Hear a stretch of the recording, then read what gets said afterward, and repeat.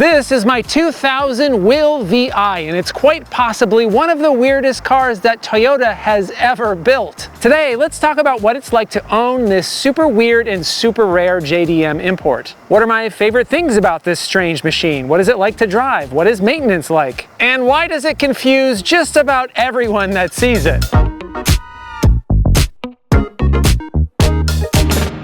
I imported this very strange and very cute little JDM car last year, and it's so much fun to own and to drive around. If you didn't see my first video with my WiLL VI, here's a quick recap of what this thing even is. Even though we have a WiLL badge on the front here, WiLL wasn't really a car company. The WiLL brand was a bold but short-lived Japanese collaborative marketing experiment launched by Toyota in the late 1990s, uniting major brands like Panasonic and Asahi under a shared, playful, and authentic identity. And the goal was to try to attract young buyers. They sold everything from fridges, to beer, to candy, to fax machines, all under the umbrella of this bright orange logo. Toyota's contribution was a trio of quirky cars, the most notable being the WiLL VI. It was charming, but as you can see, quite odd, and not many were sold. But after a few years, the entire WiLL brand was scrapped. So why did I buy this thing? I mean, just look at it. I love weird cars, and this thing has all of the weird. One of the most unique features that I love is this cliff-cut rear window. It's incredibly uncommon for a production car to have this quirk. You pretty much have to go back to the 60s to see other examples of this type of window. The Mazda Carol, Ford Anglia, Citroen Ami 6. And it seems pretty evident that some small cars from the 60s were an inspiration. Retro revival designs were pretty popular in Japan from the late 80s to the early 2000s. And Toyota was pretty late to this retro trend with the VI coming out for the 2000 model year. The VI was actually designed by a then new division within Toyota, the Virtual Venture Company, and the goal of this division was to target young customers, kind of like what they did here in North America with Scion. With the VI, they were specifically targeting single women in their 20s, and for some reason, apparently they were inspired by the design of a horse-drawn carriage, though I'm not exactly sure why they thought that would appeal to young women. And even though I'm not the target demographic, I love how this thing came out. There's exaggerated curves, extended wheel arches, strangely converging lines, debossed grooves on the body panels, exposed hinges, and wheel covers that are reminiscent of sand dollars.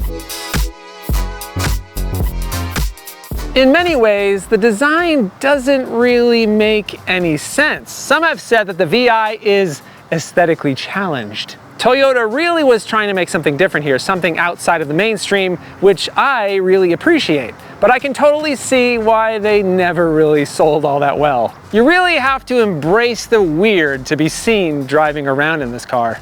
But even though it's weird, one of my favorite aspects of this vehicle is that overall it just looks friendly, like a cute, cuddly little car.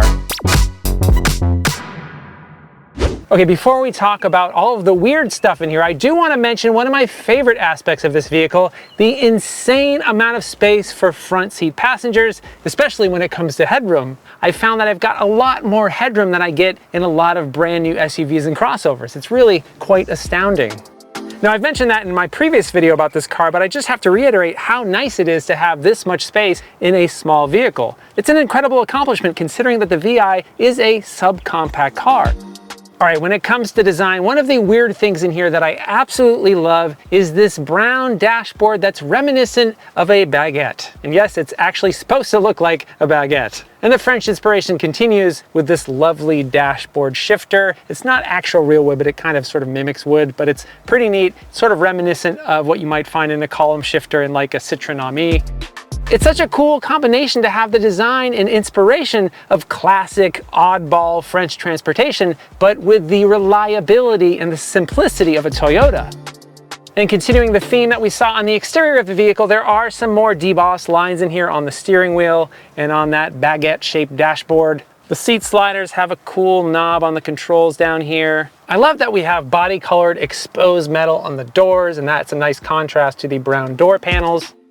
Now, if you've ever driven a Scion XB or a Toyota Echo, you might be familiar with this center-mounted gauge pod right here. It takes a little while to get used to having the gauges over there, but I've found that I really like it. I don't have to move my eyes too far down to see how fast I'm going. And this is a very simple gauge cluster, just speedometer, odometer, no tach. Now, having owned this vehicle for quite a few months now, I've really found that I like the lack of a center console right here. It makes it feel incredibly spacious, and when I go through like a drive-through where I have to like pull a parking ticket out of a machine or something like that, I can just slide over and grab it without having to climb over anything because, as you know, being on the right-hand side of a car in a left-hand drive country isn't always the most convenient. So this makes it a little bit more convenient. So that lack of a center console, you'll notice that these seats kind of look like a bench seat right here. There's no console splitting them, but it's not really a bench. These are just two really flat bucket seats. They move independently of each other, and there is no center seat belt. So it really isn't a bench, though. You could get a little bit snuggly with your passenger if you'd like.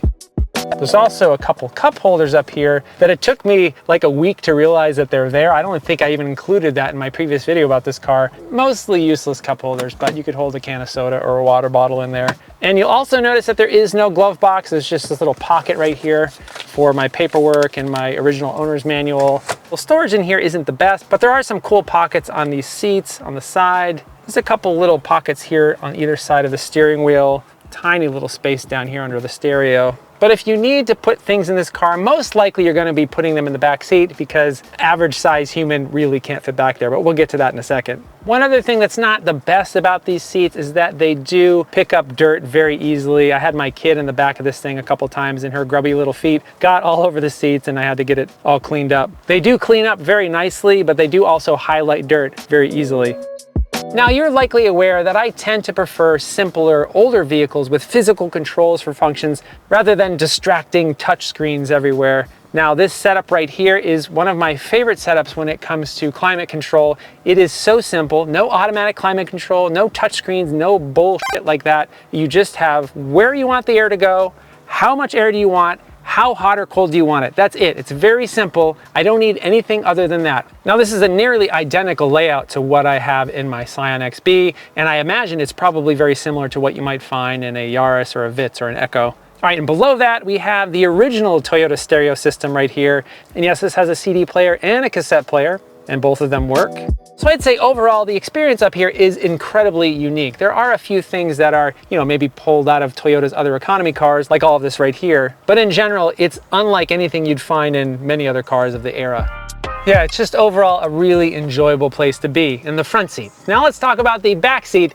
Slightly less enjoyable, but let me tell you about one of my favorite elements of this vehicle. All right, so these rear doors are unique in that they actually wrap around to the rear of the car, and it gives the car a very clean look. As you can see, this is the wraparound portion of the door, and there's no seam here. It goes all the way around to the back. And because Toyota thought that this is a bit non-standard, they thought that people might accidentally leave their fingers right here when they go to shut it and pinch their fingies right here between the door and the rear of the car. So they had a solution for that. Right here with this adorable crab sticker. It basically says, don't leave your fingies here or they'll get pinched. And no, we're not done with the adorable badges. Right here on the door panels is a play on words, we'll be together. Aw, what a nice thought. But yeah, it does make sense because the amount of space back here is pretty laughable with these front seats pushed all the way back. You will be together because you'll be squashed up against your other passengers. Let's move this front seat up a little bit so I can fit. I think the problem is if I move this front seat up so I can fit back here, nobody will be able to fit up front. So this back seat right here is kind of more for show, for little puppies or maybe a kid. Okay, so split the difference. I can barely fit back here. Probably just be able to barely fit up front, but we could kind of make it work. I fit 4 people in here before, and it is kind of funny, a little clown car-like, but it works if you are willing to sacrifice personal comfort, maybe look a little bit ridiculous. Sometimes I'll take my kid to school in this car, and I have to move this passenger seat all the way up to the front so she can fit comfortably. And the amenities don't really continue back here. They really kind of figured nobody's gonna be crazy enough to try to sit back here. So there is no power windows back here, just crank windows. So the only real potential concern that I have when it comes to this vehicle is parts availability for interior bits. Now, this is mainly based on the Toyota Vitz, so it does share a lot in common with the Toyota Echo, the Yaris. But when it comes to interior parts, there are a lot of custom elements that are specific to the VI. So any parts not shared with one of the more common cars on this platform will likely have to be shipped from Japan. Thankfully, though, it appears as though this is a well-built vehicle, so I haven't needed anything yet. And I don't really know how common some of those parts would be in Japan either. I have heard that these side mirrors are incredibly difficult to come by, so I want to make sure that I do not break those. So anyway, this VI is not going to be able to cart around my whole extended family. It is definitely very comfortable for two, and even two plus a small kid in the back. But it's excellent if I just need to go somewhere myself. And although this looks like a tiny trunk, it's actually decently sized. I've gone grocery shopping with this car a bunch of times, and you can fit a lot of bags back here. Now, practicality wasn't anywhere on my list of concerns when I went to purchase this thing. In fact, I had absolutely no concerns at all. I didn't care what features this ridiculous silver thing had. I knew that I had to try to find a way to import it. So there's not very many WiLL VIs here in North America. I've seen maybe 4 or 5 total so far. So when I drive this thing around, it's quite often met with stares, confounded looks, and frantic waving. And it's funny because I'm not exactly the type of person that wants to draw attention to myself with a car, but this one definitely causes a stir, at least with people who are at least a little bit interested in cars. So on 2 occasions while driving, I've had people yell to me at the top of their lungs, "What the f*** is that thing?" And both times, unfortunately, the other person was too far away for me to yell back the long explanation of what the heck a WiLL VI actually is. Plus, the Doppler effect would have made it incoherent anyway, even more incoherent than I usually am. Though sometimes this car can also fly under the radar. It's not a flashy color, and to people who don't care about cars, it probably looks just like any other silver compact car, with something just a bit off about it. But you know, I do enjoy driving cars that really weren't meant to be here. And I also like bringing this oddball to car shows because so few people have even heard about a WiLL, let alone seen one. Now it's kind of funny, the last time I took the WiLL VI to a Cars and Coffee, it actually stumped one of the curators of the Peterson Automotive Museum, the largest and most diverse car museum in California. So they had never heard of the WiLL and they were completely enamored by it. So it turns out the WiLL VI can even stump car museum curators. And honestly, it's not really a surprise that so few people in North America have heard of WiLL. There really isn't any collective history of it here. And the WiLL brand didn't really last more than a few years in Japan. I bet a lot of people in Japan even forgot it existed. And it's really interesting to hear people's guesses as to what this thing is. The most common is that people think it's European, that I imported it from France. The second most common is that people actually think it's a brand new electric car, something they just haven't seen on the roads yet. I guess it's pretty cool that a 26-year-old design looks fresh enough that some people mistake it for a new car.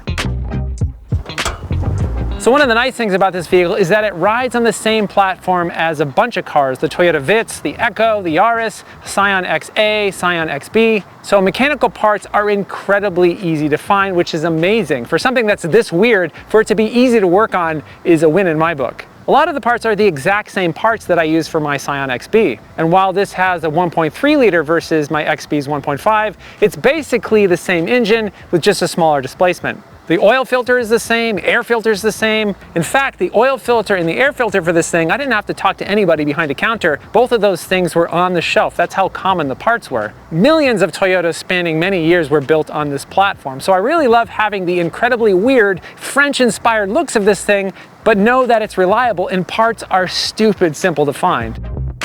The only thing that was a bit limited was the tire selection. The tires on this thing are pretty narrow and they're a somewhat uncommon size. I think it's the same size shared with a smart car. When I replaced these, I only had a couple options to choose from, but luckily Continental was one of the brands that offers this size, so it's actually running on some pretty decent rubber.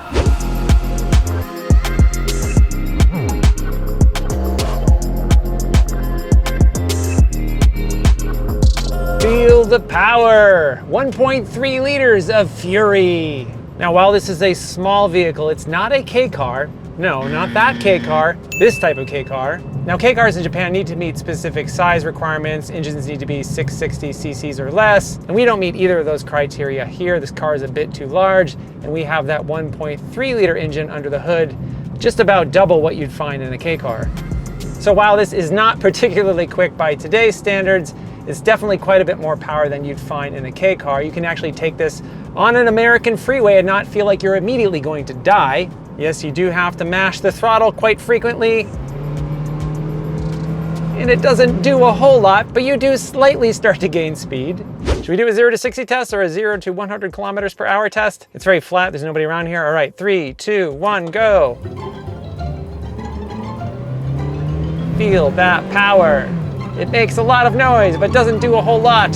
We're at 80, and we are now at 100. Actually wasn't as slow as I thought it was going to be to get all the way to 60 miles per hour, but I've found it to be acceptable in most situations. We've got that 2NZ FE engine, it makes 87 horsepower and 90 pound-feet of torque, and that's connected to an automatic transmission powering the front wheels. So yeah, no chance of hitting supercar speeds, no chance of really hitting economy car speeds, but it's definitely not the slowest vehicle I've ever driven, by quite a bit actually. And you know what? The handling isn't all that bad, considering what we got to work with here. McPherson struts up front and a torsion beam in the rear. I've actually taken this up on Angeles Crest Highway, and while it's not even remotely quick, it is kind of enjoyable to toss this silly little thing around that road. I'll say it again, one of my favorite aspects of this vehicle is the comfort up here. It feels just so open and airy. Visibility is fantastic, so much glass, unlike most modern cars. And it's a bit of a throwback, it's easy to drive, it's simple to operate, without a bunch of stupid gimmicks and distracting screens. So even though this WiLL VI is 26 years old, it's still in pretty great condition. It's obvious that the previous owner cared for this thing. It's got around 113 kilometers on the clock, so it's just getting broken in as far as I'm concerned. All I've done so far is put on some new tires, did an oil change, swapped out the air filter, got some new spark plugs, and I did a detail of this interior. It's a lot cleaner than it was when I first got it. And I've really just driven it all over the place, and it's treated me well so far, no issues, other than, you know, not being able to really fit anybody in the back seat. You know, I kind of wish I knew who owned this car previously in Japan. Did it traverse the narrow streets of Tokyo, or did it roam the Japanese countryside? Was it actually owned by a woman that was totally inspired by the WiLL brand marketing? I don't know about that, but it would be really cool to know. Was it someone that truly thought it reminded them of Cinderella's horse-drawn carriage? Or was it someone who simply appreciated the funky styling in the ridiculously roomy front seat? So one big thing about driving this vehicle around is that you have to be okay with everybody staring at you, potentially yelling at you at the top of their lungs, "What is that ugly thing?" or "Who the heck designed that weird looking car? What the hell is WiLL? Is that thing French? Is that a brand new electric car? What the heck am I looking at?" You won't be able to drive anywhere without people asking you questions, flagging you down, and just overall being extremely confused. Okay, so there you have it. That's what it's like to live with my super weird, incredibly rare JDM import, my 2000 WiLL VI. Overall, I've really enjoyed my time with this car. Driving it just makes me happy, and I'm glad that Toyota took some chances with this silly little thing. Life is so much better when you're not driving a boring car. If you like this video and you want to see more like it, please consider subscribing and hitting that bell icon. If you'd like to help support the show, please buy a Hello Road t-shirt or hat at helloroad.tv/shop. Thanks so much for watching. I hope you're well, and I'll see you soon.